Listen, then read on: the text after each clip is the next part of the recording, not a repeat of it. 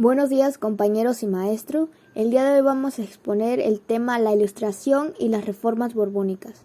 Nosotros somos el equipo número 4 que está integrado por los compañeros Santiago Ambrosio Quecha, Ailín Gabriela Cuevas Velázquez, Linena Natalia Pérez Aguilar, Yoxiel Manuel Revuelta González, Shunashi Nayeli Zárate López y su servidora Viviana Escobar Benítez. ¿Qué es la Ilustración? La Ilustración da origen a la lucha de independencia donde se emitieron varios factores que despertaron el interés por alcanzar mejores condiciones de vida. La Ilustración fue un movimiento intelectual, filosófico y cultural que se desarrolló en Europa durante el siglo XVII. Este movimiento también es conocido como ilusionismo.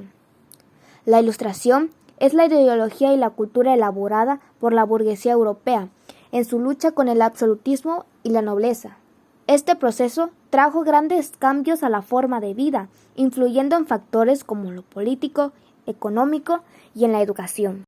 La Ilustración consta de 5 características, que son el racionalismo, búsqueda de la felicidad, creencia en la bondad del hombre, optimismo y laicismo. El racionalismo, el vocablo más utilizado en el siglo XVIII, en literatura, filosofía y ciencia, es el de racional. Se da enorme importancia a la razón. El hombre puede comprenderlo todo a través de su inteligencia. Este racionalismo llevó a la lucha contra las supersticiones. Búsqueda de la felicidad. Se considera que la naturaleza ha creado al hombre para que sea feliz, pero de acuerdo con la mentalidad burguesa, esta felicidad, para que sea auténtica, debe basarse en la propiedad privada, la libertad y la igualdad. Creencia en la bondad del hombre. Los filósofos de la época piensan que el hombre es bueno por naturaleza. El optimismo. El hombre del siglo XVIII piensa que la naturaleza es una especie de máquina perfecta que lo hace todo bien. Hay motivos, por tanto, para sentirse optimista. Se considera que la historia supone la evolución progresiva de la humanidad, es decir, que el hombre, con el transcurso de los siglos, se va perfeccionando continuamente. Así llegará el momento en que se logrará construir la sociedad perfecta, una especie de paraíso en la tierra. El laicismo. La Ilustración es la primera cultura laica de la historia de Europa, cultura al margen del cristianismo y en algunos aspectos anticristiana. El carácter no religioso de la Ilustración se nota en las lecturas de la época. Ilustración francesa. La Ilustración francesa también tenía un discurso establecido que rechazaba el poder de la monarquía de momento, promulgaba la igualdad y la libertad, la facultad de la razón, buscaba difundir el conocimiento para el progreso social, se desarrolló junto al enciclopedismo, buscaba erradicar el poder absolutista de la época. Principales autores de la Ilustración y sus obras más importantes. John Locke, 1632-1704. Ensayo sobre el gobierno civil. Establece la división del poder del Estado. Louis Montesquieu, 1713-1784. Cartas persas. Criticaba a la sociedad y al gobierno francés. Francisco Voltaire, 1694-1778. Cartas filosóficas. Fundamento la más importante razón humana y de los derechos del hombre. La usurpación de los papas y otros escritos. El toro blanco. El clamor de la sangre inocente. Jacob Rousseau, 1712-1778. El contrato social establece la organización de un Estado democrático basado en el pueblo. Renato Descartes, 1596-1650. Reglas para la dirección del espíritu. Discurso del método para elegir bien la razón y hallar la verdad de las ciencias. Mediaciones metafísicas. La búsqueda de la verdad mediante la razón natural. Principios de la fisiología. La pasión del alma. David Hume, 1711-1776. Ensayos morales y literarios. Ensayos políticos sobre el suicidio y otros ensayos.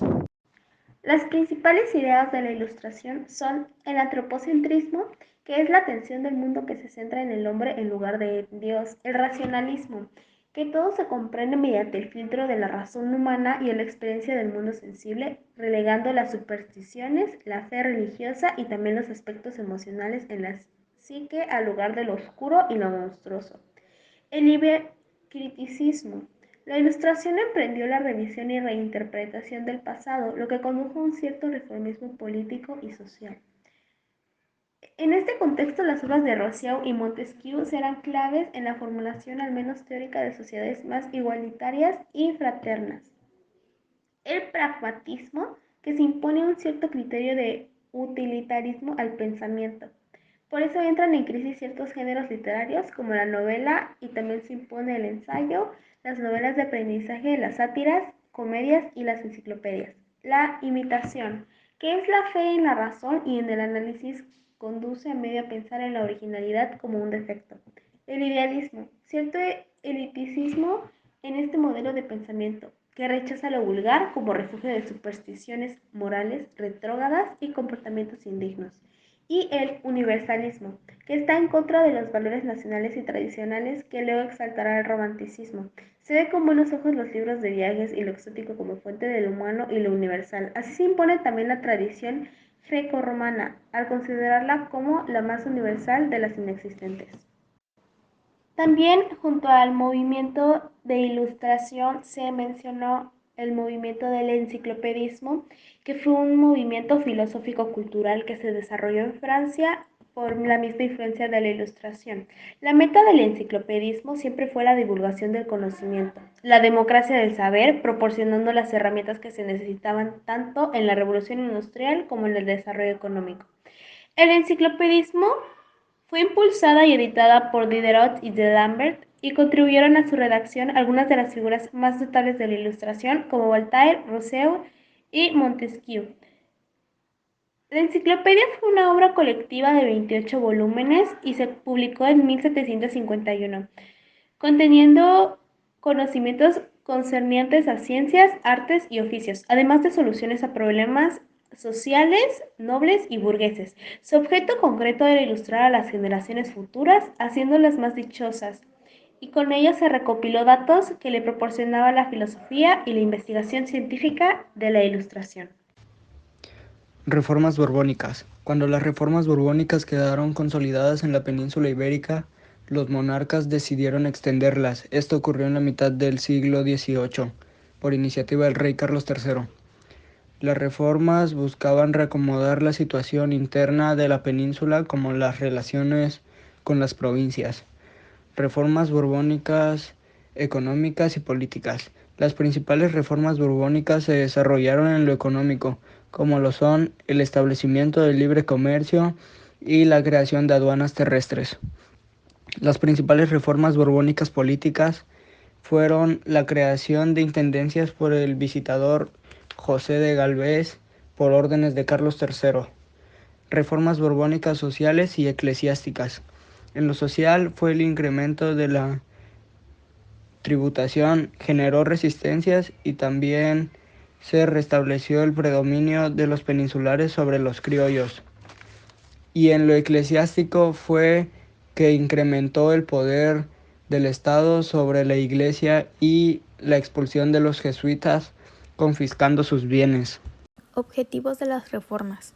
Tratar de lograr una total centralización, fortalecer el área militar con la finalidad de lograr mayor protección contra los ataques enemigos, poner fin al exceso de actos de corrupción en los gobiernos durante la colonia, alta representación ante potencias opuestas en el continente americano, como por ejemplo la presencia de Inglaterra, restricciones al poder excesivo ejercido por el clero y la aristocracia criolla, transformar al gobierno sustituyendo a los funcionarios corruptos, restringir el dominio eclesiástico eliminándoles privilegios.